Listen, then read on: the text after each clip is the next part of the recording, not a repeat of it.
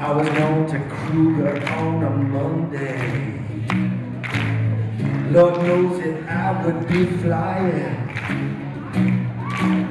Want to see an albino lion, albino. Then I saw a girl, her name was Nahama. Yeah, she was smart. She was a royal bomber of the brain. Thought about her in the Johannesburg rain. Nahama is a Johannesburg genius. She's got the answers in the front row. She didn't know that she would be the focus of this entire mini show. Johannesburg genius. Everybody say Johannesburg genius. Johannesburg. Johannesburg genius. Johannesburg. I don't expect you to sing, but clap. Johannesburg genius.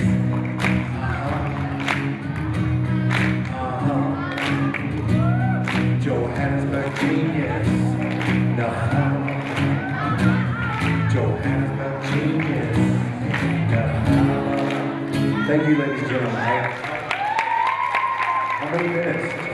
10 minutes? Didn't I just use up like 5? Guys?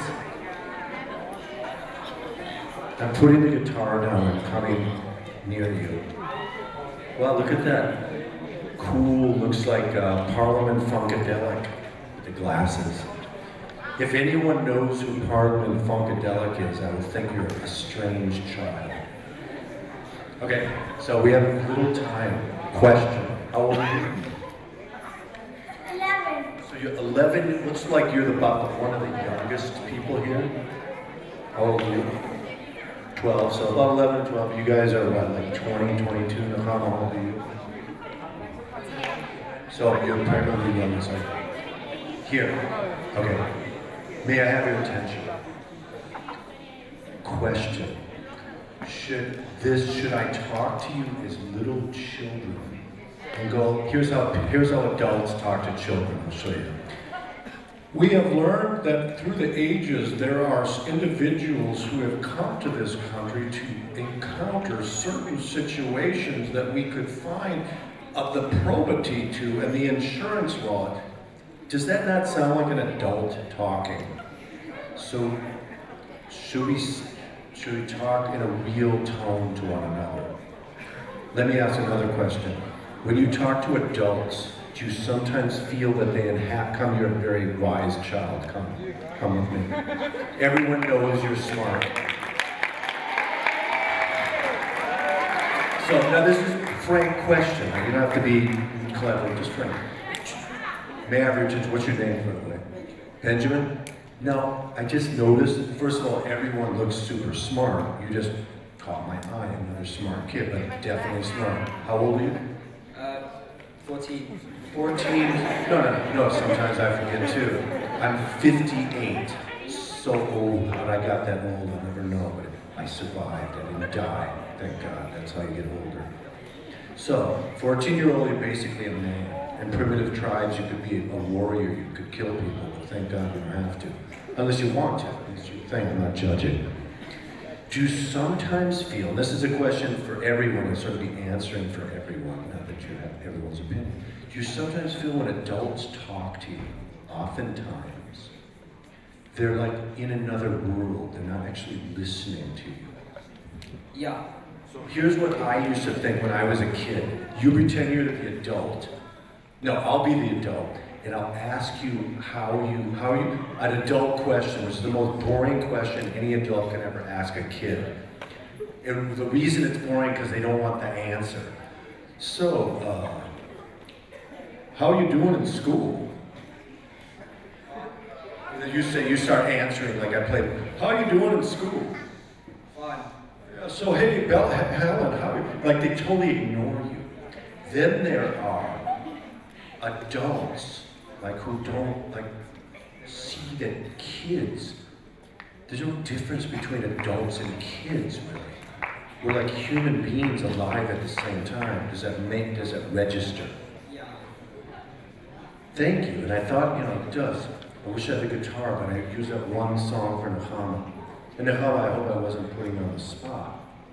But you are the Johannesburg genius. So, forevermore, and it doesn't, wait, would that embarrass you if they call you that? Or would it be a good thing or embarrassing? It makes me the star. Yeah, so you like it, of course, that's why I did it. And you are the star, at least for the next several years. So, here's a question I ask adults all over the world. And some of the adults have a terrible time answering it and find it embarrassing. Now, of course, if you wouldn't want me to point to you and ask, if I was a kid, for example, in a big crowd, and some guy in a hat, some old dude was coming up to me and pointing at me, I would be the most embarrassed kid in the world. I'm a musician too, by the way, and our music teacher, I'm going to ask you then, because you're good. The music teacher used to come up to all of us kids, in school, and she would go like this. I get you too. She would go, loo, loo, loo, loo. And you're supposed to sing back, loo, loo, loo. And when she came to me, for a young boy, let's say 11 or 12, in front of your whole class going, loo, loo, loo. It's the most embarrassing 5 minutes. It's the most embarrassing thing in the world. So when she came to me, and imagine I was a musician even at 12 years old, I looked like this and I went, and she told my drummer that Peter, that's my name, is totally tone deaf. So that means I couldn't sing, which I'm not that great. Young lady, come to the floor. You are the representative of this group of young people. Okay, so, now this is fun, of course, but it's also serious. You could laugh too, because what's your name? I'm Amber. Amber? You are Amber, like an amber light that shines upon us all. Does anyone feel that way about Amber? Is Amber the type of person that when she walks in the room it's kind of depressing? They're kidding, don't worry. You're not depressing. So look, here's the question I would ask adults. It's a hard question. Forget about everyone else right now. It's me and you, chilling.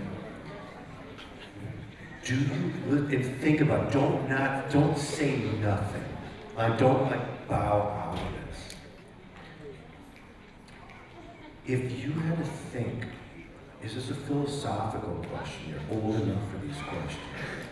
If you were put on earth for one sort of thing, Amber's, I can only tell what it is. People like you.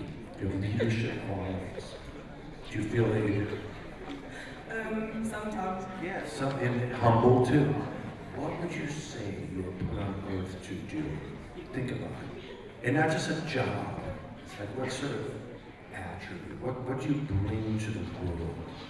What do you know about yourself? I like to spread kindness and do good deeds. That's exactly right. That's all. You're excused to your class, unless you want to have a song written about you in the last 3 minutes. How much time do we have? Are you done? Okay, let me just finish up with that song about Amber, ladies and gentlemen. I only want you guys to think about why you were born, even if you're 11 years old. What are you, by the way, what are you doing on the planet? What's your purpose? You heard what Amber said, right? Okay, he does. Why do you think you're here? What are you doing for people?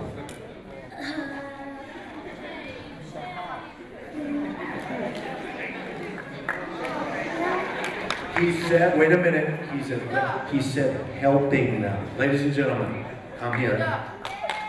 Amber, come up here.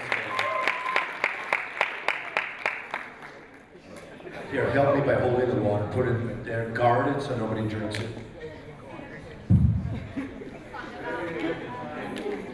This is a song about a woman, young woman with an amber light. And what's your name? Yehuda the Helper. Okay, ready? Yehuda the Helper and the amber light. slow it down, that's too fast for the clapping. Yehuda the helper and the Amberite, they're going to the word, yeah, to make things right. Talking about Yehuda the helper, yeah, like a bird taken to flight. I'm singing all about Yehuda the helper and the amber light. Ladies and gentlemen, what would you like me to play, very fast or slow on the guitar?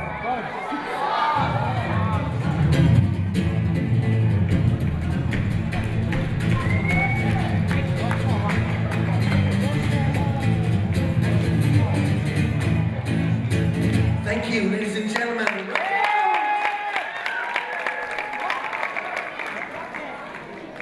Yehuda, here is your souvenir. You know what this is, right? It's a guitar pick. And your parents will be very happy if you become a guitar player for the rest of your life. What do you think? Try strumming first.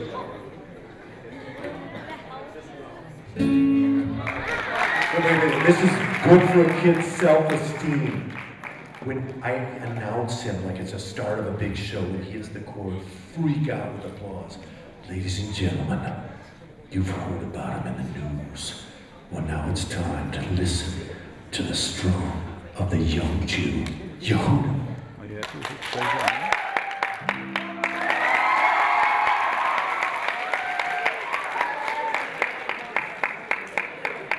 Thank you. Peace out. Good night.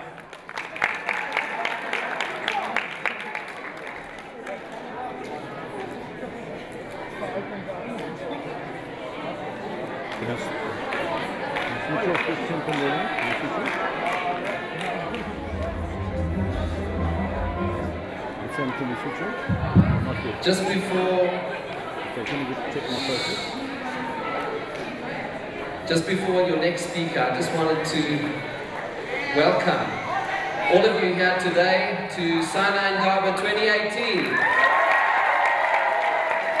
I'm so excited that you guys have joined us here today. You can see we've got the most unbelievable speakers. There's such an incredible vibe. There are thousands of people out there really enjoying themselves. And I'm so excited that you're part of Sinai Next. And I just wanted to welcome you, enjoy, and I'm going to hand you on to your next speaker, who is Michael Dixon, who's going to share all about Israel with you for a few minutes. And we've got a whole lot of speakers coming, one after the other. And you're going to enjoy each one is only speaking for a few minutes, and I think you're really going to enjoy it. God bless you and welcome. It's tremendous to see all of you here, and really have fun and enjoy. Thank you. Haven't you got the best chief rabbi? Yeah. Look at that. This is amazing. Hey everybody, how you doing? So I sound like I'm British, right? I sound like I'm from England, right? And that's because that's where I'm born. But that's not where I'm from. That's not where I'm from. You want me up? Up top? Up top here? Oh, look at that! Who's he? Is that meant to be me? You want me up here? Oh, that's okay.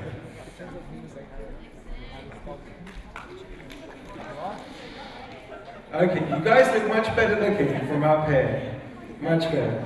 Hey everybody. So look, I sound like I'm from England, but actually I'm from Israel. Hands up if you've been to Israel before. Brilliant, look at that. Look at that. And you know what? You guys are also from Israel. What? But you live here. You're born here. You're from South Africa. Let me tell you something, and listen to this because I'm going to be really quick. Where are Indian people from? Where are Chinese people from? Do you know where Jews are from? That's right. Jews may live all around the world, They may live all around the world, but Jews come from Israel. So next time that you visit Israel, you can know that that's the place where your great, great, great, great, great, great, and more grandparents were from. And what's an amazing thing is that this is a very special year. How many years is the modern state of Israel going to be this year? 70, that's right. So Israel is 70 years old? No! Israel is 70 years young. You know why? You know why? Because Israel's actually 3,000 years old and 70 years young. So it's a tremendous year for the state of Israel.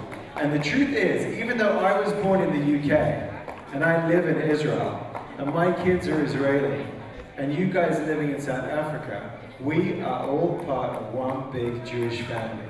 Okay? And that means that I look out for you, and you look out for me, and we all look out for each other. And you can be incredibly proud of your brothers and sisters and your cousins who are living in Israel and doing amazing things. Because Israel is an amazing place, doing amazing things for the world. Israel discovers things. Israel helps people around the world. It helps people here in Africa. It helps people save water. It helps people with medical problems. It helps people with technology. It's an amazing thing. And it's the only Jewish country in the world. Do you know how many countries there are in the world? 193, something like that. 193. How many Jewish ones? Just the one. It's the only place we have. It's our homeland, and it's where we're all from.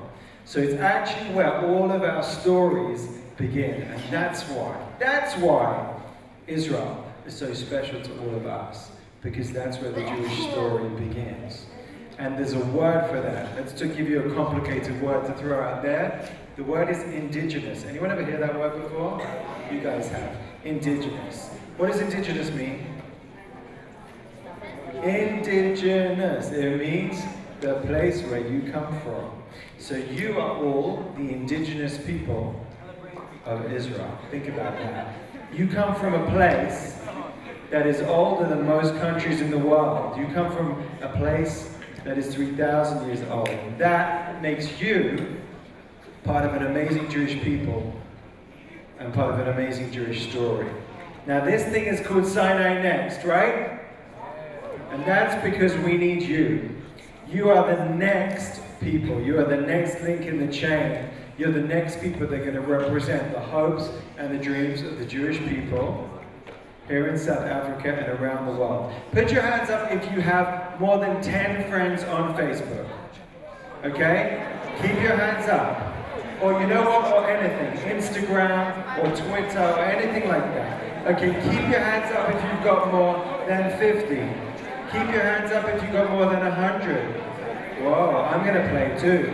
Keep your hands up if you've got more than 200. Keep your hands up if you've got more than 400. Who's still up? Keep your hands up if you've got more than 500. Who's still there? Keep your hands up if you've got more than 700. Keep your hands up if you've got more than 800. What? Seriously? You're very popular, sir, at the back. Look at you. Keep your hands up if you've got more than 1,000. 1,200. Who's still in the game? I am. 2,000. 2,500. No. Serious? 3,000. Yes, look at you. 3,500. No, come on. You're telling the truth? 4,000. 5,000. What's your name? What's his name?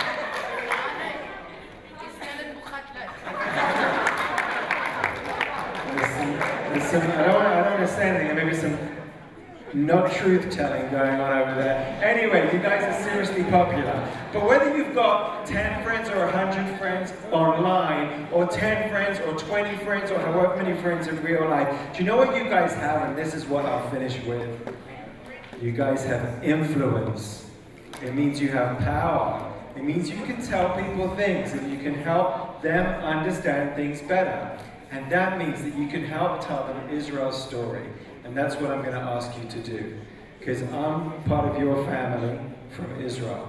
And there's some people in the world who don't really understand what Israel's all about. And they don't really understand what we all know, that Jews come from Israel. So I want you to help me help tell them and teach them and show them and share photos and share memories and tell people what Israel is really like, because then they'll understand and then they'll know what we know, that Jews are the indigenous people of Israel and where we all come from.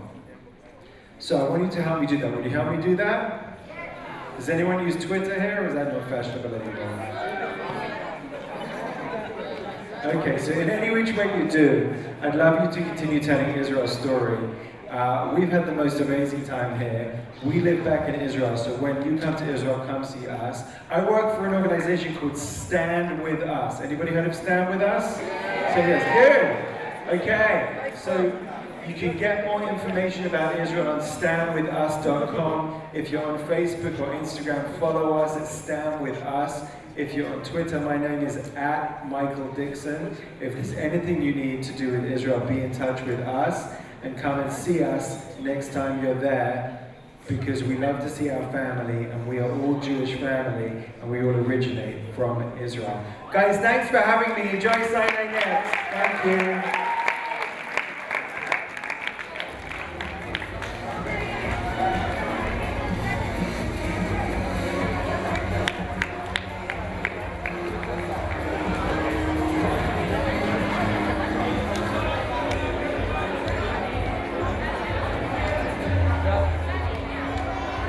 Can we turn the lights on, because I'd like to see people, please, or open the curtains, because I can't see anybody's faces. Can we do that? Okay, you got it? Okay, I'm Saul Janobi, I'm the wealth rabbi, and I've been in the business of investment and making money for over 30 years. So the first question I want to ask you guys is, who here would like to make lots and lots of money? Stick your hand up. Okay. Put your hands down now. Who in the room is not interested in making money? Fair enough. You're in a small minority. So, over the last 30 years or so, I've made it my business to observe wealthy people, super wealthy people, multi-millionaires, and I've even met 1 or 2 billionaires in my time. And what I'm really interested in is, what's the secret of their success? Now, I have a theory, I'm going to share it with you, but before I do that, I'd like to ask you guys, especially the rows in the room who are interested in making lots and lots and lots of money, what do you think the secret is of making lots of money? I'm going to walk around the room, and I want to take 3 or 4 answers. Stick your hand up if you think you know what the answer is. Samara. What's the secret? Hard work. Hard work. Stand up. What's the secret? My name is Eliyahu Glass. The secret is soul perseverance. Okay.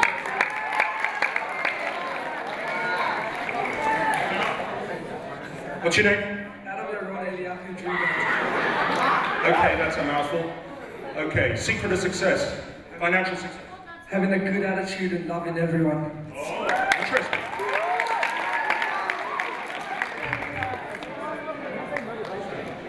Stand up, please. Skylar, and I think it's strategy. Strategy. Oh, deep. Stand up, please. Your name? Nahama. Nahama, what's the secret? Giving tzedakah. Giving tzedakah. I like that, but in order to give tzedakah in the first place, you've got to make money. Okay. 2 more answers after this. My name's Sissy, and I think the truth to success is happiness. Okay, that happiness is going to make you money. Okay? Second last, your name? Hello, I'm Shlomo. And I think just having trust in Hashem and working towards bettering yourself.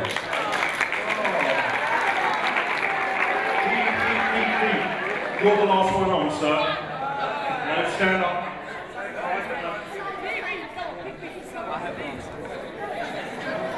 Identify yourself.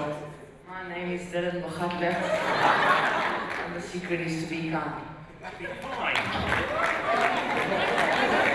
Okay, a lot of interesting answers there. I have to tell you, the last answer, which is being kind, unfortunately I know a lot of very wealthy people who are spectacularly unkind. Okay, so you might be right, but it doesn't fit my bill. Okay, I'm going to tell you about a scientific study that was carried out in Italy over the last 40 years, where they tracked people from a young age, I guess the same age as most of you in the room, and they tracked them for the next 40 years. And what they did was they classified them by ability, by some of the qualities we've been talking about: grit, perseverance, hard work, etc. And what they wanted to see is what was the #1 determinant over 40 years in their different careers of financial success. Anybody know what the answer was? Because none of the answers that I've heard in this afternoon. I'll tell you what the answer was. Luck. Luck is the most important ingredient in financial success. What's the Hebrew word for luck? Muscle. Okay. All right. How many people here in the room believe that muzzle, luck, is purely accidental, purely random? Stick your hand up if you think it's random. Okay, we've got quite a few takers for that. How many people here think that your luck in life, your muzzle in life, you can put your hand down now, that muzzle in life is determined on high? The good Lord is actually giving out the muzzle. Okay. Okay. And how many in the room, so we've got the people who say it's random, we've got the people in the room who say that it's directed by God. How many people in the room have another answer? You don't need to share it, you can just stick your hand up if you have a third way. Okay. Okay. Right, I'm going to share with you a question that was asked by a very famous Roman lady to one of the greatest rabbis of the Talmud, Rabbi Yossi ben Chalafta, and she asked him a great question. She said, I know your God, who was very busy in the first 6 days of creation, created the whole universe. Boy, was he busy. But what's he been doing since? What's God up in heaven doing? Is he putting his feet up on the desk? His feet up on the table? He's got nothing better to do? What's he doing? And you know what Rabbi Yossi ben Chalafta said? Anybody ever here played snakes and ladders? Okay, fine. He answered her, and I'm paraphrasing, God is running an enormous game of snakes and ladders, and he is full-time, 24/7, engaged on deciding who is going to become rich and who is going to become poor. It's all determined. So none of the factors that we have discussed here this afternoon, really come into play. The most important thing is the good Lord is deciding who's going up the ladder and who's going down the ladder. Now, that raises a question I want to ask you guys. That means that in life there's tremendous inequality. There are people who are very, very rich, and there are people who are very, very poor. And especially in a country, I come from the UK, but you come to a country like South Africa, and I pass the townships, and I see rows of houses where they're sharing, 50 houses are sharing one water pipe, and where they're going to have communal toilets. And as they say in Israel, when we think about this inequality, this terrible social injustice, c'est לא fair. It's not fair. Why did God create a world which is so damn unfair? Where the only thing that's going to determine whether you're rich or poor is your muzzle. Why were you guys born into the families that you were, that you're sitting here today? You could have been born into a black family in a township in Soweto or some other dare I say, God-forsaken place. It's just down to muzzle. Why is it that there are people who inherit money? They didn't even work for it. They inherit money. They never did a day's work in their life. And they're multi-millionaires just because their parents were multi-millionaires. Or their grandparents were multi-millionaires. C'est lo fair. God in heaven, why did you do this? Why did you make a world like this? Why is the world so unequal? So I'm going to give you an answer. I'm going to give you an answer. This question was not asked by yours truly this afternoon, but it was asked by King David, and he said exactly the same to God. God, you've been unfair. You know what the answer came back? God said, I've been deliberately unfair. You know why? Because if I don't create a world where there is inequality, where there are very poor people and there are very rich people, and everybody was equal, there'll be no opportunity to do chesed. Chesed is helping people. If everybody was the same, nobody would need any help. So why did God create a world where we have rich and we have poor? So that the rich people should help the poor people. And the poor people, believe it or not, by taking from the rich people, are helping the rich people. So one of the answers in the audience before was tzedakah, that we should be, one of the reasons, the secrets to wealth, maybe is, I would say, is the opportunity to give tzedakah. Okay, I'm going to ask you a question, guys. The Hebrew word tzedakah, what's the root of the word? Tzedek. What does tzedek mean? Justice. What's justice got to do with charity? What's justice got to do with charity? I'm going to ask you another question. In Jewish law, is charity voluntary? You know, they call the charity sector back in England, they call it the voluntary sector. They call it in the voluntary sector here in South Africa as well. Is charity for a Jew, is tzedakah, is it voluntary or it's compulsory? Let's take a vote. Who says it's voluntary? You can keep your money if you want to. You want to give it away? All right, that's down to you. Who says it's voluntary? Okay, good. Who says it's compulsory? Okay, the majority who are saying that it's compulsory are right. Under Jewish law, if we had a self-regulating Jewish community where we were in charge, the Bet Din, your Bet Din here in Johannesburg, if somebody was wealthy and they're not paying enough charity, could send the bailiffs in, present the bill, because tzedakah is not about charity, it's about social justice. That's what it's about, okay?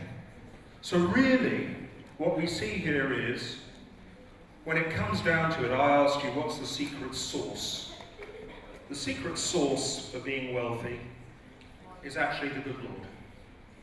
It's His blessings that determine who are going to be rich, who are going to be poor. And that creates the problem of inequality and injustice. But God created a world where there is inequality and there is injustice, so that you and I and all of us together can put it right.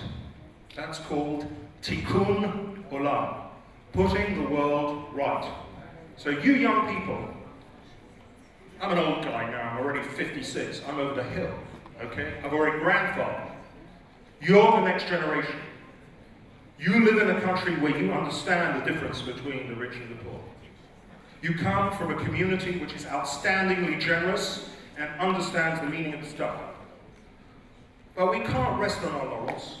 The baton is being passed over to you guys.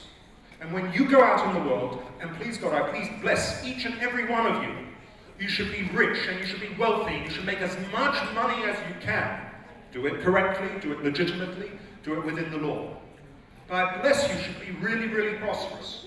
But understand that the secret of your prosperity, if God is giving you more than you need, it's so that you should pass that surplus, that you should give tzedakah.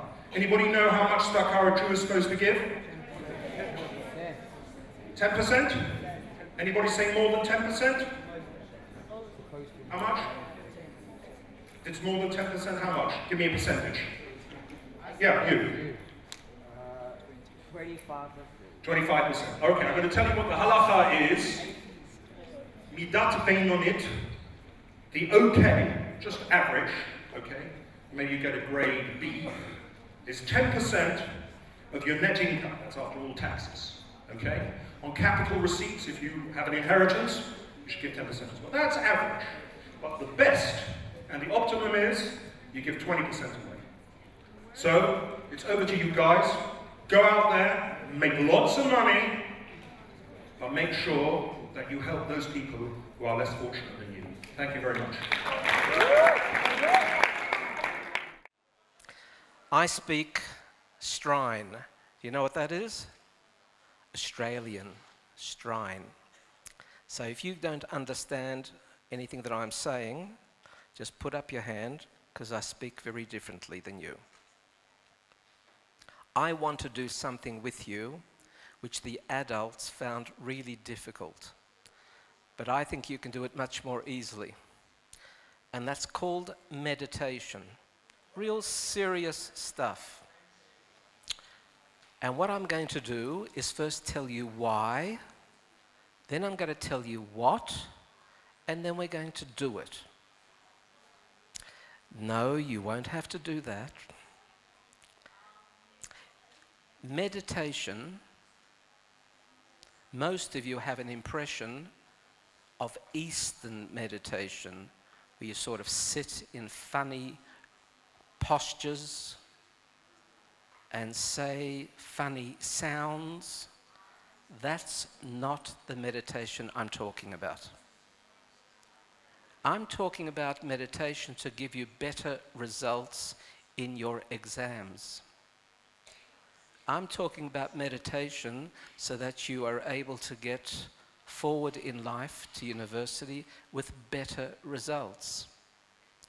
I'm talking about meditation that'll make you more clear-headed and be able to think more quickly because you are relaxed and not anxious. When you're anxious, the way that you write the papers is nowhere near as good as when you're relaxed.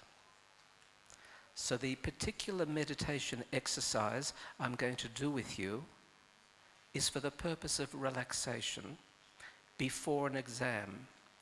I assure you, I give you my word, that if you do this for 5 minutes before you begin to do what's on the paper, you'll get at least 10 to 20% better in the response. All right? Have I got your attention? Okay. There are many ways of meditating for that purpose, but the way I'm going to share with you is through breathing. Now, I know that most of you sort of do that most of the time, and let me tell you, it's pretty good to do that while you're still alive, because it's pretty hard to do it afterwards. But I'm going to tell you to breathe in a certain way. Have you noticed when you go for a 100-yard dash, how you breathe? You breathe because your chest is heaving and you're gasping for air because the blood is requiring more oxygen, understandably. But have you seen how babies breathe when they're asleep? What part of their body seems to move most? Their tummies. Watch. And you'll see, because they are relaxed, we tend to breathe deeply down to the abdomen when we're relaxed and breathe more shallowly through the upper chest when we're stressed. Most of us get stressed before exams, so we breathe up here. So if I can teach you to breathe down here, your bodies will be automatically more relaxed and your brains will operate that much better. So that's the why. The what? I'm going to guide you. I'm going to tell you how to slow down your breathing, how to deepen it, how to move it down to your abdomen, and then you're going to do it And then I'll tell you what you've actually done in your body by breathing that way to give you that edge in your exams. So, step number 1, put everything out of your hands. Put it on the ground. Don't worry, I will not move it. I will not levitate it. It'll stay there. You can feel perfectly safe. I want you to put your feet symmetrically on the ground, next to each other, feet apart a little bit, but down on the ground. I want you to put your hands resting on your knees and thighs. And I want your back to be fairly straight, your head well balanced on your shoulders, because your head is probably the heaviest organ of your body. And gently close your eyes and no more talking.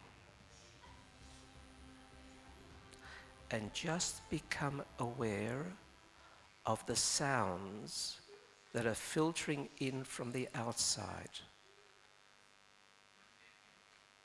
Just listen to those sounds, subtle sounds. They were here before, but you weren't listening. And now, try to breathe in and out through your nose rather than your mouth if you can. So breathe in gently and breathe out gently. And now I'm going to ask you to do something very special. I want you to work out whether the breath in is cooler or warmer than the breath out, and just let it be answered by you. Take a gentle breath in and a gentle breath out, and you'll find that the air entering is cooler and the air exiting is warmer. So I want you just to focus on that temperature difference. Breathing in cooler air, breathing out warmer air. And now slow down but deepen your breathing. A slower, deeper breath in through your nose and a slower, deeper breath out from your nose. And with your next breaths, and here comes the harder part, I want you to direct the breath down to your abdomen, to your tummy. And the way to do that is as you breathe in, expand your tummy to collect the air, and to breathe out, pull your tummy in. So take a slow, deep breath in, expand your abdomen, collect the air there, and then pull it in and force it out again. It's a little counterintuitive, so you have to practice it. And remember, I'm telling you now that if you learn to do this, you will get much better marks in your tests and exams. Deeper, slower breath in, expand your abdomen, collect the air, and now pull it in and breathe out. And now we're going to add some rhythm to the breathing. We're going to breathe in for a count of 3, hold for a count of 3, and breathe out for a count of 4. So take a slow, deep breath in, 2, 3, hold, 2, 3, out, 2, 3, 4. Again. In, 2, 3, hold, 2, 3, out, 2, 3, 4. Try to breathe smoothly. And what you will have found, for those of you who are doing this seriously, is you can feel much more relaxed. And if you do your tests and exams, having done this exercise, I assure you, through research and experiments, your results will improve considerably. So I would say most of you in this room have probably done this quite seriously and will have learnt an important technique. Once again, breathe in and out through your nose and become aware of the temperature difference.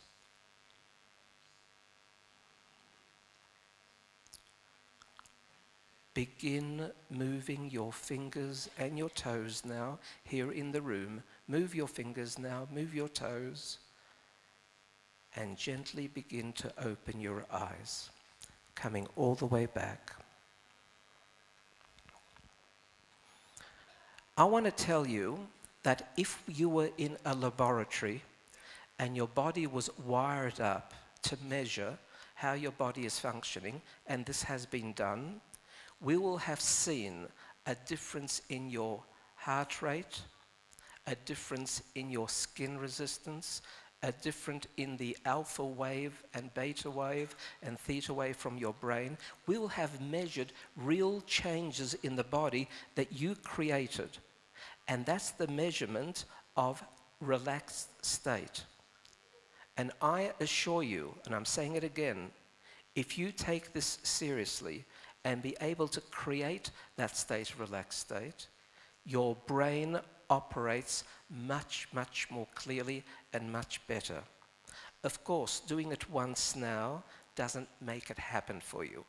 You've got to practice it and repeat it. Get hold of some CD or get hold of some USB that's got a relaxation breathing exercise and practice it.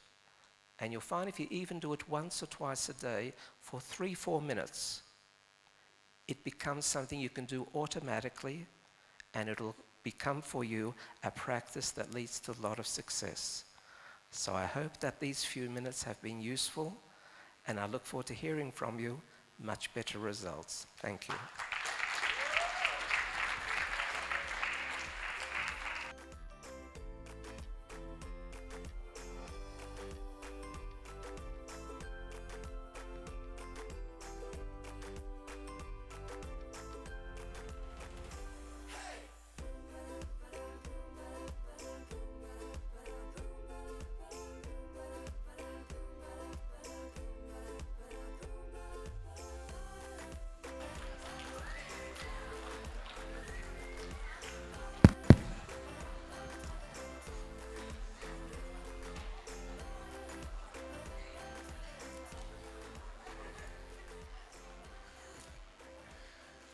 How's it?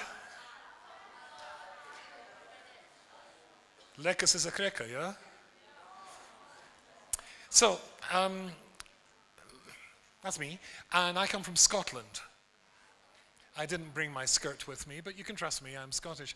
I thought I might tell you about the first time I was in a plane crash, which was here in South Africa. I was flying. Yeah, I tell you the truth, I'm a very nervous flyer. I don't know about you. I'm not nervous about flying. I'm just nervous about getting to the airport on time and all that sort of stuff. So if they tell you to be at the airport an hour before your flight, I'm always there 2 hours before the flight. If you've got to be there 2 hours, I'm there 4 hours. I'm a very nervous flyer. So a guy I was lecturing here, this was a while back, 15 years ago, and so the guy took me to the airport. I was flying from Joburg to Durban, where I was going to be addressing the community. And I arrived at the airport and I went to the screen, and the screen said that my flight was was delayed by half an hour. But I'd come early, no problem. And so I went back half an hour later to look at the screen, and when I looked at the screen, it was delayed another half an hour. More problematic. Another half an hour. By this stage, it's going to be touch and go whether I'm going to get to Durban in time. And I was told that the entire Durban Jewish community were going to be turning out to hear me, and I'm not going to get there. And just then, the fourth time, they said we were to go to flight to gate 7. So I went to gate 7, and we got onto the plane, the British Airways plane, and I took my seat. Now, I don't know about you, but I always like to have a window seat. And the reason I like to have a window seat, well, there are 3 reasons. 1, I never really grew up. 2, I don't know if you know this, but you can very often tell the country you're flying over by the color and shape of the fields below. And when I flew down to South Africa, this was my first ever trip, it was during the night, it was in a Virgin Atlantic plane, and Sir Richard Branson himself was on the plane. He came down saying, "Hi, I'm Richard." I said, "Hi, I'm YY." Anyway, so I wanted to see what African fields looked like, because I'd never seen African fields. And so this is my chance. So it was getting a bit dark, but I could still see it. And another reason I like a window seat is I find airports very intriguing places. They've got all these weird vehicles, and they've got all sorts of flashing lights in numbers, and I always wonder, how does the pilot know when to turn left or turn right? Anyways, I sat there, and our pilot spoke to us. "Ladies and gentlemen, this is your pilot speaking. I must apologize for the late departure of your flight. This was due to the failure of an engine part, and given the adverse weather conditions, we couldn't fly until it was repaired," which struck me as a very good idea. He says, "Our cruising altitude will be 35,000 feet, flight time 55 minutes. Please sit back and relax, and I'll speak to you during the flight." So we taxied onto the runway, and I was looking out, and I noticed painted along the side of the runway were 3 yellow parallel lines. And I thought to myself, ooh, what's that for? Ooh, what's that about? And I thought maybe that's to tell the pilot, you know, because as we started to pick up speed and go down the runway, the 3 yellow parallel lines became 2 yellow parallel lines. I thought, oh, look at that. Maybe that's to tell the pilot the pilot should be lifting up the nose and taking off. And the plane was shockingly shaking like crazy. And a thought came into my mind, how come the pilot isn't lifting up the nose and taking off? I remember distinctly thinking, I hope it's a very long runway. But eventually we took off, up we went. I looked out, it was just getting dark, but I could see the fields, and as you will know, or perhaps not, that African fields are a totally different color and shape to Europeans or American fields. Anyway, at that point, I started to think to myself, what will I talk about when I get to Durban? Will I give them this story or that story, give this cheer? Now, after 10 minutes of thinking, I looked out, it was just getting dark. I made up my mind what I was going to talk about. There's no doubt that the fields are totally different. And then, another thought came into my mind. How come you can still see the fields? What happened to 35,000 feet? At 35,000 feet, you can't see the fields anymore. And then our pilot spoke to us again. "Ladies and gentlemen, this is your captain speaking. There's nothing to worry about. Now, young men and women, I think it's time for you to be told the facts of life.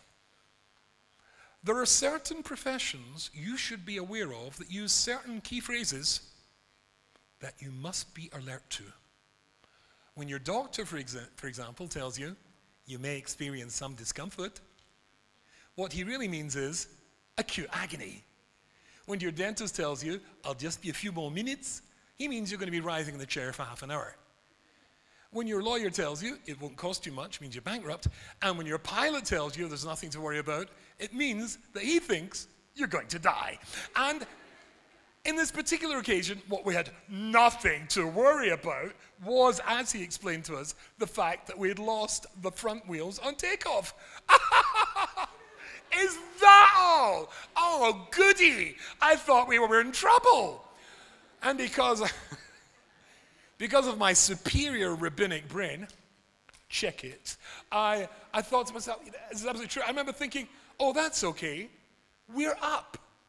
And then another little voice came into my head and said, Rubenstein, duh, how do you get down again? Oh, yeah. Anyway, so they moved us all into the back of the plane because they want to get as much weight off the front of the plane as they possibly can when you've got no front wheels there anymore. In fact, I was the last person to get moved. Pure anti-Semitism. They didn't care if the Jew boy got it. Anyway, eventually I get moved. And at this stage, I was no longer in a window seat. I was in an aisle seat. And then they prepare you for the crash landing. Now, this isn't the usual garbage you see when you get onto a plane. You know, when they show you this, you've seen this with the safety sort of briefing you get. Tie it in a double bow at the side, you know, which nobody in the history of aviation has paid the slightest attention to. Now, this is quite serious. They make you take off your shoes. They make you take off your tie if you're wearing a tie. They make you take off your glasses if you're wearing glasses.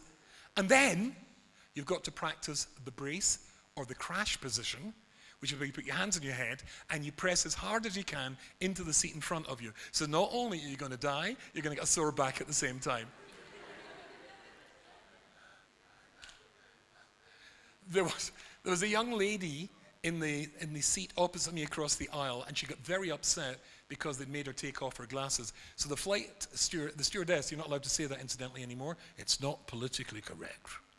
The flight attendant S, she was calming, trying to calm this girl down. And when she finished calming the girl down, she turned around and she said, "Can't you see very well without your glasses, sir?"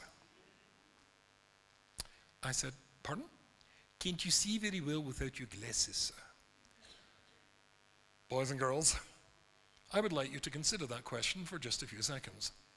Can't you see very well without your glasses? I felt it saying, no, I can see perfectly well without my glasses. It's just that my nose feels naked without something sitting on it. She said, "Can you see the armrest of the seat in front of you?" I said, "Yes." "Can you touch it for me?" I said, "Yes." She said, "Good. When we crash, notice the use of the word when, not if. When we crash, I'd like you to find your way to the exits holding onto the armrests." I said, "Thank you." And off she went, and I took out my glasses and put them back on. Because if I'm going to die, I want to see it happen. Anyway.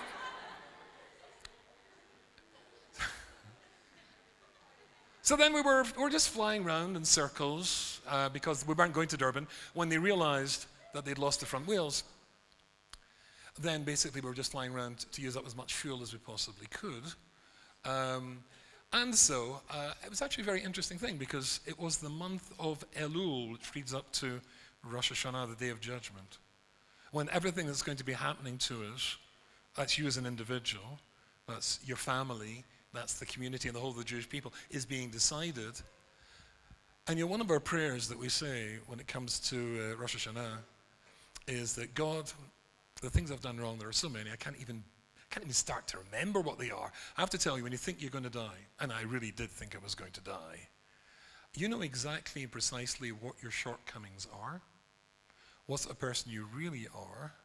And in my case, there was 5 big problems that Y.Y. Rubenstein should be dealing with and putting right. And I had a bit of a conversation with the Almighty, as one does on these occasions. And I explained to him that why, at least from my perspective, I was well worth saving. And if he got me out of this, how I'd work in these 5 things. I started to get a bit bubbly, the thought of my 2 little girls who were then aged 3 and 7, growing up not knowing what the daddy was like. But it's a funny thing, I've been with people who've died several times, including my late wife, who died of cancer. And you know, when a person is saying Shema, which I did, which a Jew should say before the Jew passes away, when the person says Shema, a funny thing is you're ready to die. You're ready and content to die. Anyway, we started to come in for the crash landing. We knew we were coming in because, incidentally, it doesn't matter whether you wear glasses or you don't wear glasses, because they switch off every single light inside the cabin. There's little lights going along the carpet, so you can't see a thing anyway. And then the captain shouted, "Brace, brace, brace." So we all get into the brace position. The stewardess shouted, "Brace, brace, brace." There are some things you don't need to be told twice, just telling you that. We got into the brace position, and then suddenly the dark interior of the plane was illuminated by flashing red lights because we had ambulances and fire trucks running along beside us. And then we came down with quite a crash. And somehow, despite not having front wheels, the captain kept this plane on the runway, and then we came to a halt. And then, The escape slide. Yes! I'd always wanted to do the escape slide. Whee! Can I come up and try again? Get out of here, you idiot.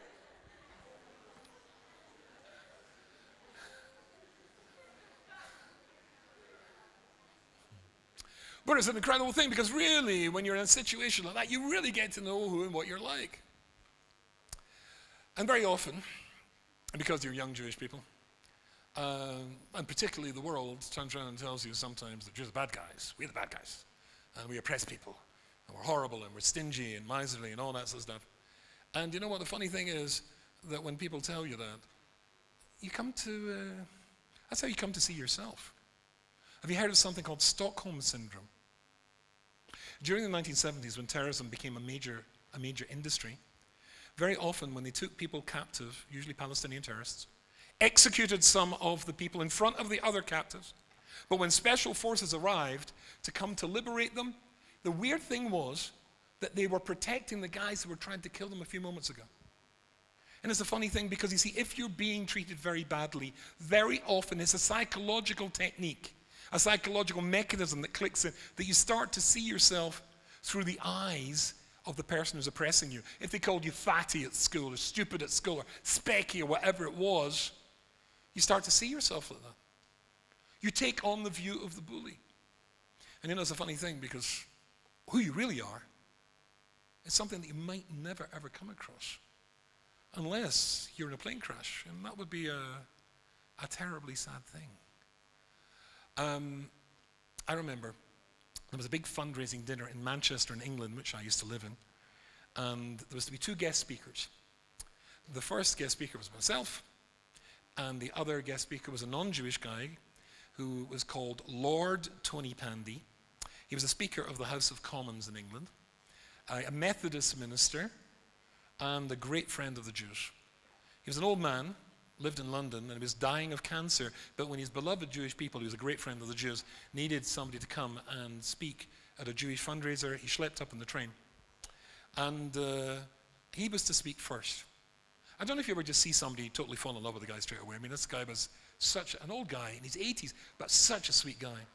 And he spoke first. And he told the story of the first Jew he ever met. He was Welsh. And he was brought up in a little Welsh mining town called Tony Pandy. His real name was George Thomas, but when you get to be a lord, you get to choose your title. So he chose the title Viscount Tony Pandy after the little Welsh mining town that he came from. And so he told the story of the first Jew he ever met.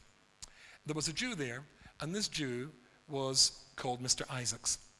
And he got hold of this little boy, he was the age 9 years of age, or 8, and he said to him, I've got a deal for you.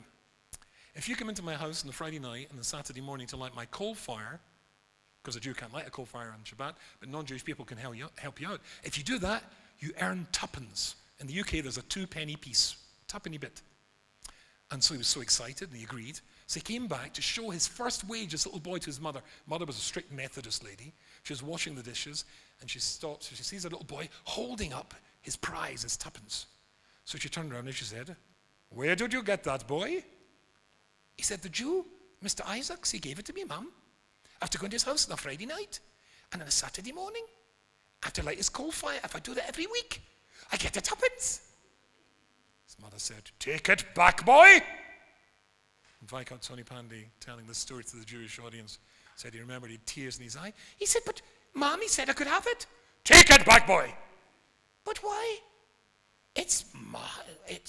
You're taking money from a man to help himself as God? Take it back. And so little Viscount Tony Pandy, little George Thomas, went back to the Jew called Isaacs to return the tuppence. But the Jew called Isaacs would hear nothing of this and marched the little boy back to the mother. And there started an argument between the religious Christian and the religious Jew over the fate of that tuppence, and they reached a compromise. Geordie Thomas was allowed to keep the Jew's tuppence on that first occasion. After that, he was light his Shabbos fire for free. And then he turned around to this audience and he said, and you Jews, you've forgotten who you are. When we in this country were living in caves, you'd already built your golden temple in Jerusalem. When we in this country were wearing bearskins, you'd already written the book that would be the moral and ethical inspiration of mankind. Never be ashamed of being Jewish. You've forgotten who you are. So you don't want to be in a plane crash to discover who you are. And you don't want to listen to people who say that you're garbage. Because there are good Jewish, non-Jewish people out there who can remind you of what you really are and what the Jewish people have given to the world and how you should be extremely proud to be a Jew. Because nobody has given as much to the world as we have. My father-in-law is an old guy. He was in his day, he was a leading scientist. He points out when it comes to Nobel Prizes, there's only two groups that are disproportionately represented when it comes to Nobel Prizes. Do you know who they are? Jews. 24% of all Nobel Prizes earned by Jews, and we are 0.002% of the world. Anybody any idea what the other group is that's disproportionately represented? Scots. And to be Scottish and Jewish is to be doubly blessed. So I'm extremely proud of being Scottish. I think you can be extremely proud of it being South African, but I'm far more proud of it being Jewish. What we do, what we give, what we have given, and what we want to give to the world is enormous. Don't let anybody tell you they're rubbish. Be proud about being Jewish. That's something to be very proud about. Thank you.